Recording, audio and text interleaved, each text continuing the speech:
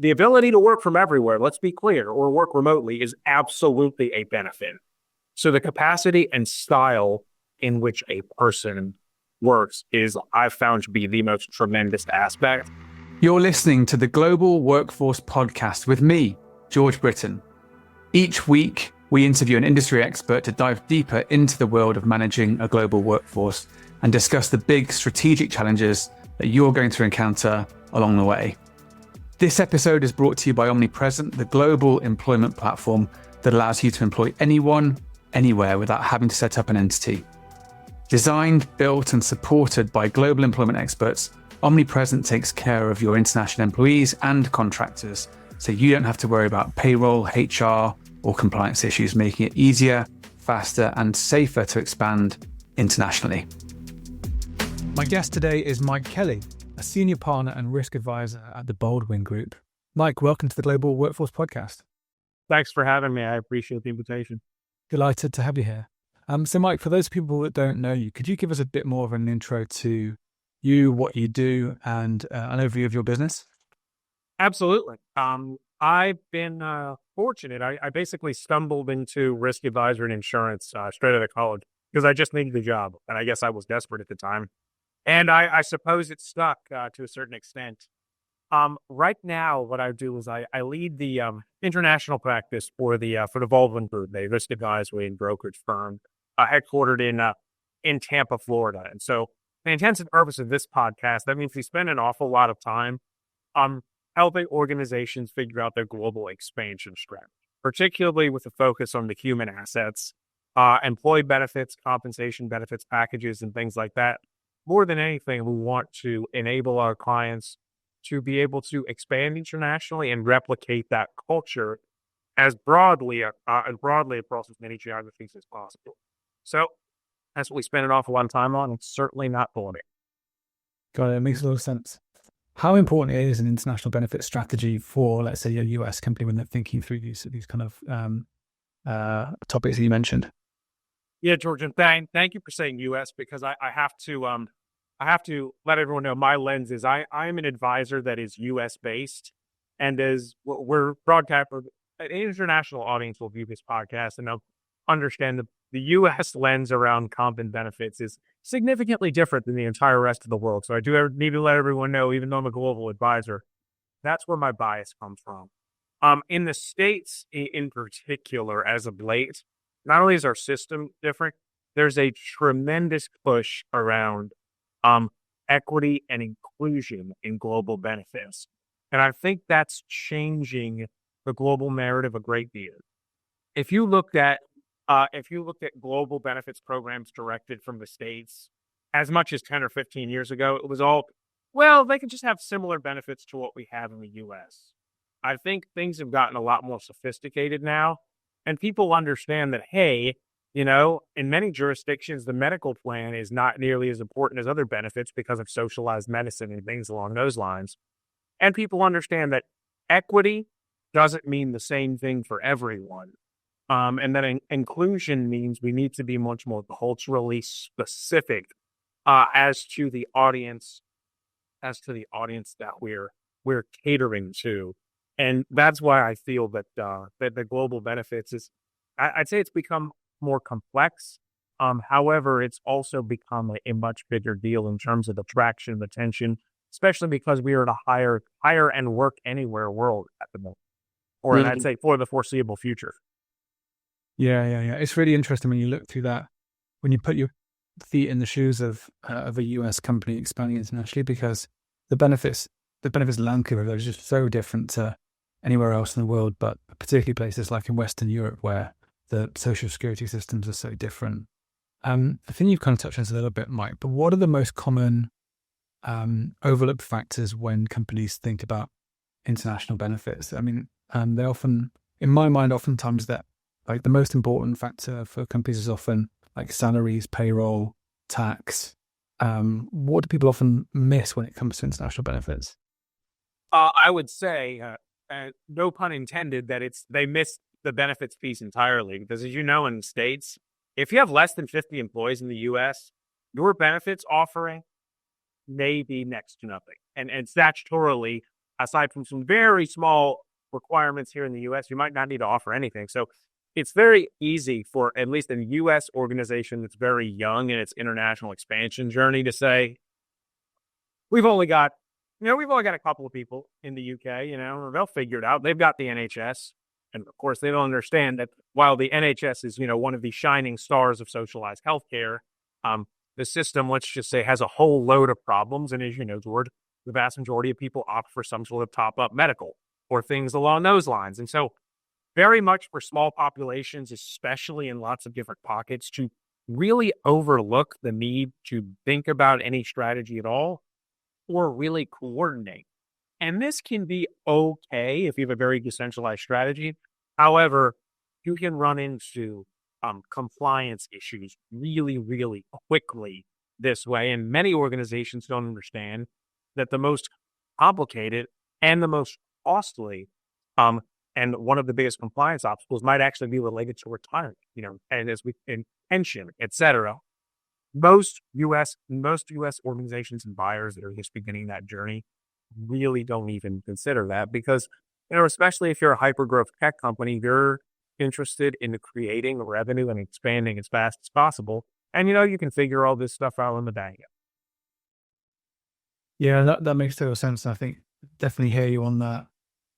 Primary focus for these companies when they're expanding internationally is, can we tap into these new markets? Are these markets working? And sometimes the things you were talking about, they're like compliance, become a secondary consideration. Can I pull that back a bit further when you talked about compliance and potentially on the retirement side of things? Like, what kind of examples of companies, or what kind of issues have companies run into that you've seen? Sure. I think one of the biggest issues here is, and where we talked about pension, I'll bring this up again, that if you have an employee, you may have to have a mandatory pension. And oh, by the way, there could be multiple different levels of pension as well. If you look at France, for instance, depending on the type, the category of your labor, that will be the benefits offering that you might have to have will be dictated by the labor union that you belong to, and that is dictated by the type of labor. So based on your varying different types of labor, you could have various different compliance requirements that you need to meet. And then that's really where you need to be thoughtful. Obviously, you need to work with local counsel to understands all the laws. Then you need to work with a global advisor to say, hey, these are the minimum compliance requirements you need to meet to avoid scrutinization from the regulators. And then if you want to put anything like a meaningful benefits package in place, this is what you need to do. And France is a very good example because it's a very popular market, and also from a complexity perspective, it tends to be on the higher end of the spectrum. Mm-hmm. Yeah, that makes a lot of sense. So you've got these companies that are growing out of the US, they're expanding internationally, they're trying to grow revenues. They then find out that actually there's a completely different set of laws over here and a different set of benefits they need to be competitive. The other thing that I often hear from customers as well myself is, we have a global policy. We want to take a one size fits all approach, or we want people to be treated equally in all these different countries. How do you help companies to kind of marry that together, right? Because they might think about, things like salary benchmarking, like, someone in New York on this role is going to be paid this, but someone in Paris might be on the same role, but like, what should we pay them? What benefits should we offer? How do we bring all these things together to like create a degree of equality between the different teams? Yeah, you're exactly right. You mentioned having a global policy. In terms of benefits, global policies can be very, very attractive because, with a few exceptions that we won't go into in such a great deal, is they can be offered pretty much everywhere. Now, a global policy, I'm going to drop some insurance chart with you, is written on what we call a non-admitted basis. That means it's basically not scrutinized by local regulators. It's written in the U.S., and you are offering coverage in France, so it's a U.S. regulator that governs the policy. That's all that term. You'll hear it thrown around, non-admitted. Now, the interesting thing is non-admitted insurance is treated differently pretty much everywhere. Most places, it's just fine. There are some places where non-admitted insurance is really is prohibited and really closely scrutinized by regulators. You can take Brazil, Russia, India, China, things like that. So while a global policy, to your point, George, does allow similar benefits across a broad swath of the population and can be really easy for small populations where you're going to plug in around the world, it is typically not the most compliant.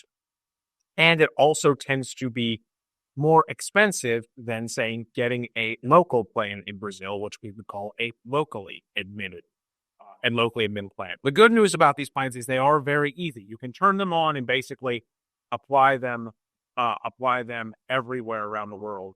In terms of compensation models, that's even more thorny than global benefits because, as I said, France, great example. Compensation might be very strictly regulated by something like a labor union model. So even if you wanted to have a similar salary as you do in New York, you may not be able to by a law. And so compensation is typically something you need to get support on the ground, et cetera. And as many organizations, especially in the tech community now, there are a variety of partners in global expansion. There's global payroll providers, there's international employers of record, et cetera, that will support with compensation, benchmark, hiring, all sorts of things like that. Well, I don't recommend that these be your sole remedy tools. In an organization's life cycle, they can be tremendously helpful, especially entering art. Yeah, that's really interesting. Actually, something I wanted to pick your brains on a little bit because there's all these different dimensions here, like salary, benefits, taxes, but also, like you mentioned, like the different operating models, right? So you could set up your own entity in these different countries, or you could use an employer of record, or you could, there's various different options you have there. How do you help clients think about the best operating model for them in these different countries as they try and expand and capitalize on these international opportunities? Well, George, I think you're being a bit kind because the organizations that I run into typically don't have an operating model at all. They see revenue in a new market, and this is where employers of record are very, very good. They realize that they can use an employer of record, basically a third-party organization, to hire these people on their behalf, so they can get to work almost immediately. They don't need an entity. The vast majority of the employment risk is on a third party. And if they're recognizing revenue, there could be tax consequences. But in terms of getting to work immediately, employers of record are a fantastic tool. And this allows organizations to expand at a breakneck pace and almost ignore everything else, like developing an operating model around global expansion. And that's where we come in. Yes, we are technically risk advisors, global benefits brokers, et cetera. But where we like to say is like, hey, let's pause and let's talk about the operating model you use in the first place and a thoughtful approach to international expansion. And this tends to be, we're really the ops team, operations, HR, et cetera, legal. They all say, well, we're really at the mercy of our BD team. Our BD team goes out and wins something. They don't tell anybody about it. And we found out we needed to be in Egypt yesterday, so we just moved as fast as we possibly can. And again, by no means am I saying, well, we're going to get in there and help an organization, flip an organization upside down and get them to change something that is working. They are profitable, but can we be a bit more thoughtful about how we're proceeding? Do we have a preferred international employer of record and global payroll partner versus having different providers in 27 countries? That might make things easier. Have we negotiated a master services agreement with them? So we know what our service levels are and we know what our costs might be across the board. And, have we determined a threshold where once we get a certain number of people in said country, we're going to transition off of that employer of record and then stand up our own entity and things like that. Again, fantastic tool. It's just, I think there needs to be an operating model, as you said, and that tool needs to feature prominently in that model. 100% agree with you there. I think some of the things you mentioned are the fundamentals of what an employer record does. Like, feels like it should have been going on like decades before, right? Companies, like I've never spoken to anybody, a CFO, who said, I'm excited about setting up this entity in this new country. Like, it's never something that anyone like It's not something that like they see it. It's purely for the purpose of employing people. Like no one's ever excited about doing that, but it's a necessary piece of work to do up until the point at which employer of record came along, at which point you could move much faster, hire anybody anywhere, test out new markets, expand internationally, tap into new revenue streams, and all those things you mentioned. But with the employer of record market being the way it is right now, Mike, I'm guessing you must have seen a fair few clients you trying out different services. What kind of things would you be suggesting to your clients to look for when selecting an employer of record provider? Well, I touched on it in the previous answer. It's first, well, what's the geographic scope of your employer of record? Because you typically have regional players and global players, and obviously both can have strengths. However, if you're a truly global organization and you could go anywhere tomorrow, you would likely want a global player that can support as many markets as possible. And you'll hear some lofty claims of employers of record that they can support 180 or so countries or the entire world. I would be highly skeptical there. I think your best providers are going to support somewhere between 50 and 100 countries realistically. So just be mindful of where you think you're going. And again, we're at the mercy of our BD team. We don't know where we're going. Okay, that's fine. Pick someone who has the broadest swath possible. The other thing I would focus on too is compliance. Interestingly enough, employers of record are outsourced compliance organizations. You are paying them a monthly fee, hopefully somewhere between 500 to 750 USD per person, to offload all of the compliance related to your hire.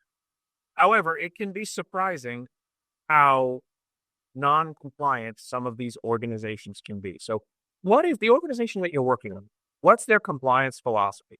How are they going to keep you out of trouble? Because this is what I need to tell everyone. If your assumption is, oh, our EOR screwed up, they're solely responsible for that, that is 100% wrong. Local government is going to come after the EOR, and they're going to come after you, or the aggrieved party, the employee, is going to sue the EOR, and they're going to sue you. So I'd look very closely at compliance and also baseline service levels. These are global organizations. And as you know, especially for anal retentive U.S. buyers who expect immediate responses to emails 24 hours a day, I would just check with your providers to see what service level they are willing to provide for you. You're probably not going to get your immediate responses. 24 hours seems reasonable.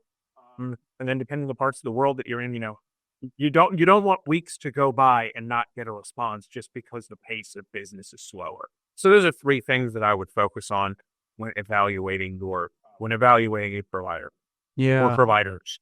Yeah, 100%. I think I completely agree with all of those points.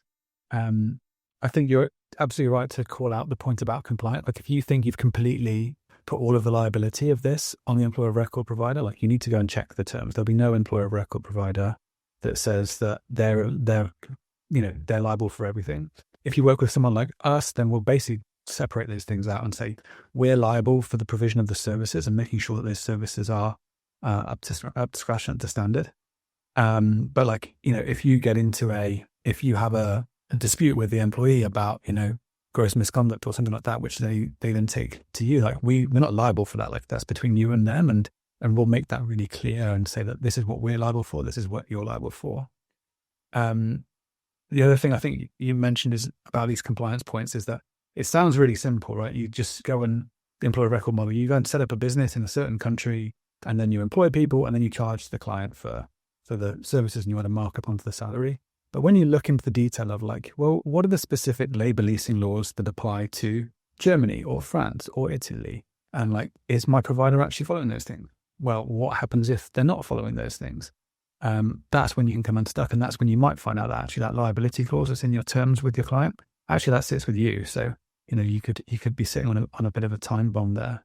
So, it's refreshing to hear you talking about all these things that stuff I can get quite passionate about myself. Yeah, and George, it's very interesting because as an advisor for these organizations and oftentimes helping them select the best global employer record, global payroll provider, reviewing the terms and conditions of the MSA, one, master services agreement, but also the contract too. What insurance is your employer of record carrying to indemnify you? One, but number two, what are the actual indemnification provisions in the contract, and how much room to negotiate is there? Because to your point, no employer of record is going to assume responsibility for everything.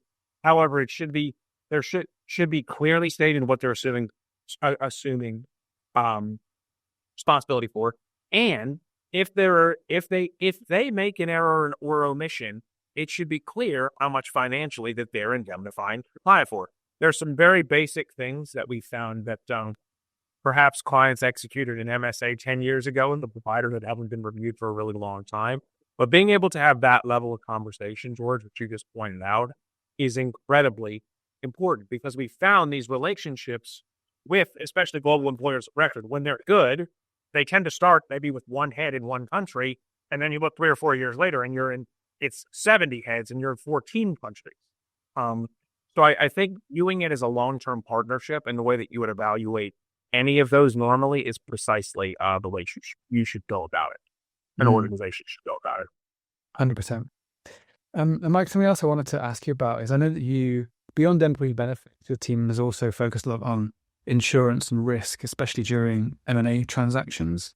I'm curious to get your take on what are the most critical insurance-related considerations that buyers should be thinking about when evaluating a target company here? Yeah, and for the intents and purposes of this conversation, because we're talking about global expansion, we'll focus on international M&A activity. And for American buyers, especially those that are considering doing their first deal anywhere in the EU.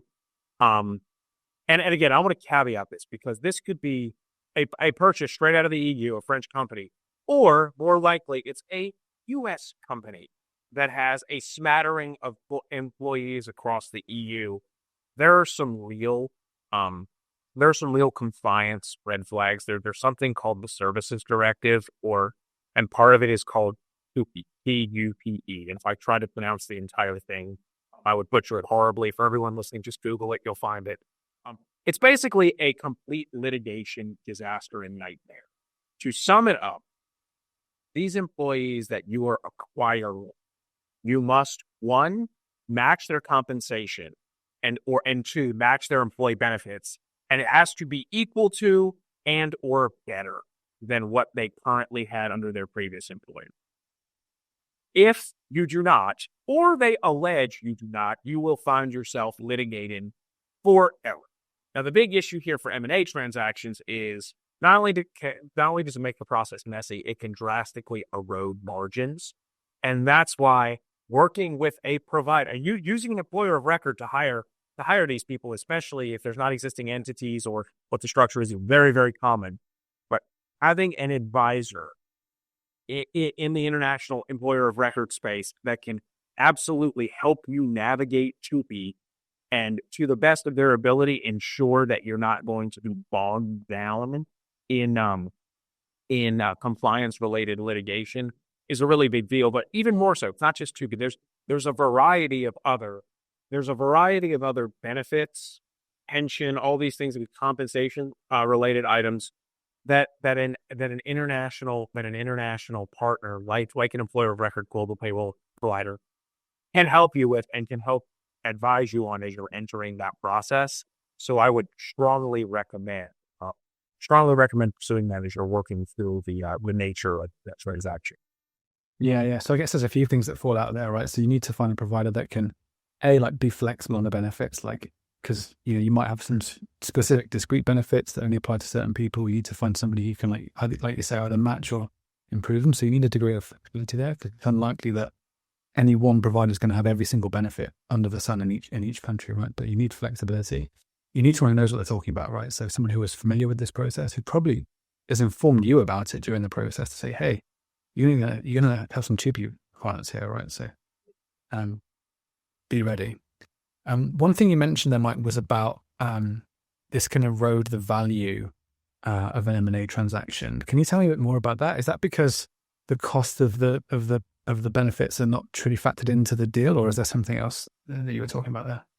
I was more talking about the costs of ongoing litigation and any potential lost key personnel over a dispute around compensation and benefits. Because let's be clear, one, for these types of things to even arise, the persons, the individual and or the group of persons needs to be aggrieved enough to actually reach the point of litigation. So there's typically a variety of things that can be done to smooth these over. But if you do reach that point, the chances of that part of the organization having long-term bad feelings towards their new parent or their new employer means they're likely not long to be employed by that organization. And while sure, the UK entity or the Spain may be a small part, we found that these, let's call it these the small international pieces that no one understands create an undue time suck for the senior management team and the executive management team. When if you identify the appropriate partners, they can be navigated successfully beforehand. Mm-hmm. Yeah, it makes a lot of sense. And I guess one of the challenges of this, like during like the planning of the deal, is that it's hard to know like how important the human capital is in each of those different countries, not just the laws and the processes and like the approach, but like, you know, are these 5 employees in Spain, like how important is this? Is this the one person that has this specific knowledge about this certain piece of the product that only that person has? Like that's how it can erode the deal, right? Yeah, and we need to be mindful too. If you're looking at your U.S. typical 6-week diligence process, if the international presence is that small, you might not even really know about it or know all that much about it during the process. And so that's why having, I'd say, a pre-approved provider with an executed MSA that everyone's agreed upon, that can move very quickly to support, is all the more important. Yeah. Got it. Would there be any other like top tips you would be thinking about to advise clients on who are going through these kind of processes? I'm thinking not just about like choosing the right EOR provider, but is there anything else that they should be thinking about when it comes to executing on some of these phases of the deal? I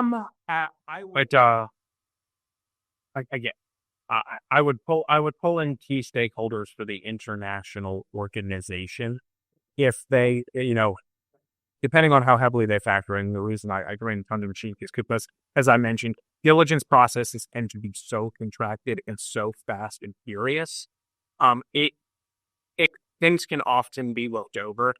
However, as much as you can include the actual people in the process, I feel like you have a much lesser chance of having anyone feel aggrieved, have hurt feelings, or any teeny tiny part of this in extremis international aspect causing the entire deal to unravel or at least for it to be something otherwise. Yeah. Makes total sense. I'm just thinking about so as we're talking about this, I'm imagining Emma, who heads up our benefits team. She's sat on my shoulder right now and she's saying, just get us in as soon as possible, because like you say, sometimes these deal cycles can be within 6 weeks, and the sooner you can start putting these things on the table, the sooner we can put an effective communications plan together so that the employees feel reassured here. So, it's not just sprung on at the last minute without an effective comms plan. But if you have this, like you say, in 2P, in many countries, you have to, by law, follow a certain consultation process to go through this, right? So there's nothing worse than saying, hey, can we launch this thing tomorrow? And then no one's even heard about it, right? But if they can get in early on that planning phase, I'm guessing you'll have similar feelings, right? I do. And in the whole base of this conversation, I mean, commercial realities, depending on the extent of them, will trump all of these things. But to your point, having a dedicated process, say, where it's a country and or a transaction where we feel there to be implications or something along those lines. And I think this has much more to do with your own internal capacity, organizational policies and procedures, and the team that is operationally responsive for this. And that's why I say oftentimes the organizations that run into this the most are the ones doing their first transaction. Because, they may not have the team. They haven't done 40 deals already. You can't see it on quarters. I mean, it's basically like always. The first time we do anything, we tend to do it pretty poorly. And so as many of those corners as you can see around et cetera. And as many of the partners that you can identify to help you see around those corners as possible, I recommend. But we can only do so much to plan for the other proceeding. Makes total sense. Mike, I wanted to ask you a slightly different question now. I think from where I'm sat, I've seen employee benefits evolve significantly in the last 10, 15 years into, from historically people were in a job for life and they wanted a pension and they wanted the basics, the fundamentals, but now new benefits coming out, different perks and things to retain employees. I think that combined with, during an M&A process, I'm guessing a lot of employees might have gone from an equity stake being one of the primary factors in the retention strategy for the team to post acquisition. How important and how big an impact can benefits have in employee retention post transaction in this kind of situation? Tremendous, and I'm thinking about the impact that the global pandemic had on the way we work. And I mean that quite literally. I mean, there are so many positions that 5 years ago would have been come to the office every day, that if this person cannot work remote at least part of the time, or for many individuals, work remote all of the time, that is an absolute deal breaker. And I'll actually speak to my own experience here. I am in a lovely office building where we used to have 110 people come in every day. Now, on our good days, we may get 10. And we were also acquired 4 years ago. So right in the middle of the pandemic. So during the pandemic, we hired individuals on remote contracts because our office was closed, even though they are local. So now you think it's oh, well, they'll come into the office, now that we're open. The amount of pushback we have gotten on just getting local individuals who come into the office regularly it's almost, you would be shocked. And it's because they said, I was hired on a remote contract, which means I'm full-time remote. I am not coming in with any consistency or regularly at all. I think almost everyone needs to make sure this is contemplated in terms of how they're working. And the ability to work from everywhere, let's be clear, or work remotely is absolutely a benefit. So the capacity and style in which a person works is, I found to be the most tremendous aspect. And it depends on how that works with your current organizational culture and the way you work now. Other benefits, as you've indicated, especially from the U.S. lens, it's all about the medical benefits. It's always been about the medical. Now, there's a variety of other benefits, perks, commuter allowances, wellness, pet insurance, all sorts of things like that are much more popular and much more interesting than they used to be. But the point to raise here, Jordan, as we brought it up before, that can be your U.S.-based compensation, global benefit strategy. And even if it's global, you need to be mindful of the extent for which that can be and should be mirrored locally. Because there are other populations that can have drastically different ideas of what benefits they value thus. That's super interesting. There's so much to unpack there. I hadn't realized that. I think you mentioned about the office and return to office. That seems really, really interesting. And where you're based, just for our listeners, is it a tough area to commute to? Is there a lot of traffic and stuff? Because when I'm commuting to London. If I go into town, that's not a great city to commute in, to be honest. So I can kind of see that. But what is the commute for most of your employees who are in the local area? Yeah, this is interesting. I would say Washington, D.C. I mean, a bunch of people from D.C. would murder me. No, we're actually about 40 miles west of Washington, D.C. in a tiny town called Leesburg, Virginia. And so the commute for our local folks is not difficult. But I'll give you a great example. Several of our team members have, added children over the last few years, and they have built their working style around, they're not necessarily working from 9 to 5. They're definitely working 40 hours a week, but they have an hour here and an hour there they need to take during the day to care for children or elderly family members, and then they're going to get on and work for 4 hours at night. So I think the flexibility with which people can work and have built their lives around has changed a great deal the way they work. And being in an office for 8 or 9 hours a day at one time, the way they've structured their lives simply can't support that anymore. At least that's what I've seen personally. Personally with my team. Of course, I'm one of those people that I'm in the office from 9 to 5, 4 days a week. So, I'm probably one of the weirdos these days, but and I think that's something we all need to continue to adapt ourselves to. Yeah, 100%. I think it's a really interesting data point, because look, maybe I'm a bit naive, but I'm thinking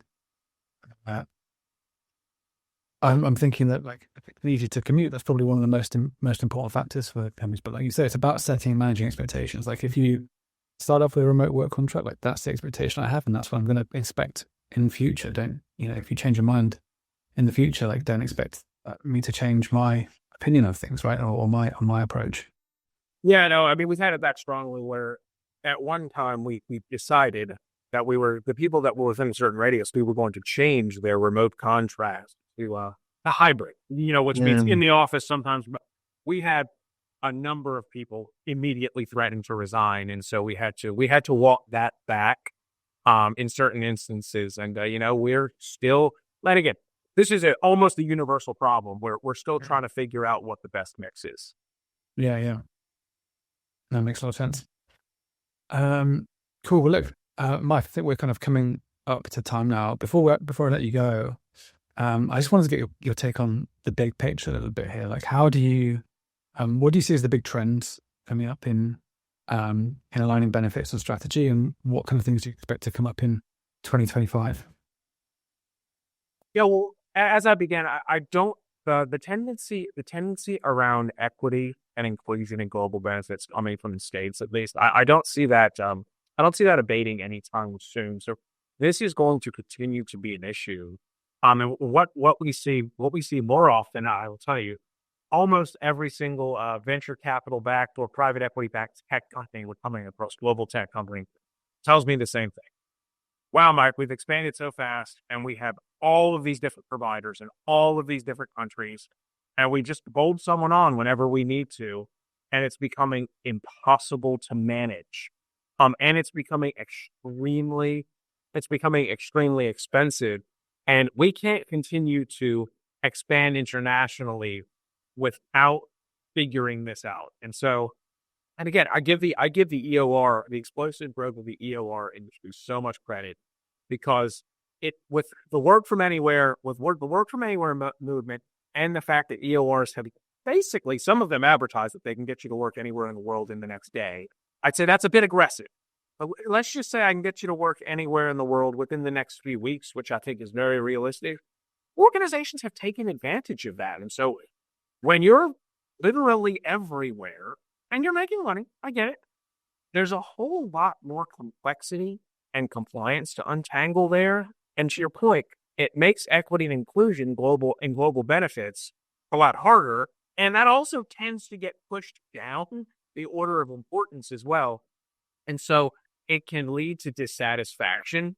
And so I will continue to say it's the big picture is I think the trends that we're seeing now, from my perspective, are only going to continue to intensify. And what I would do is make sure you're comfortable with your group of advisors. Because, Baldwin Group, we're risk advisor, we're insurance broker. I'm a broker, but, does your international benefits broker really have the wherewithal to help you navigate the landscape of the myriad of global payroll providers, international employers of record, to help you make a recommendation that will support your growth? It can also help control costs and a variety of things along those lines. And if they don't, that's fine. Do you have the right partners from an international employer record and global payroll perspective? How can you go about evaluating? These are key tools in your process. As you know, your business development team tells you, oh, by the way, we won work in Puerto Rico last week. We're going to have 8 people there tomorrow. And we know commercial realities are going to continue to trump our internal processes and things along those lines. So we're always going to have to respond to these fires. Now, if we know so, let's as much as we don't want to be behind, let's build the internal processes to make sure that we can support them when they do come up. So those are my overall thoughts. It's all about the advisory support that you're getting, and making sure hold those advisors accountable, and make sure you're getting the value that you need. Makes total sense. I think also when you look back to some things you mentioned earlier, like I think some of the not being afraid to say, look, we can do a global policy, but is that actually the right thing for you? And choosing partners who aren't just in it for themselves, but are looking to actually get the right client outcomes. Right, that feels like a really good barometer to be thinking about here. Or do they just take the business because it's there, or do they actually want to help you get the right outcome for your business? Amazing, Mike. This has been a really, really insightful podcast. I really appreciate having you on. Thank you for being my guest today. I very much appreciate the invitation. Awesome.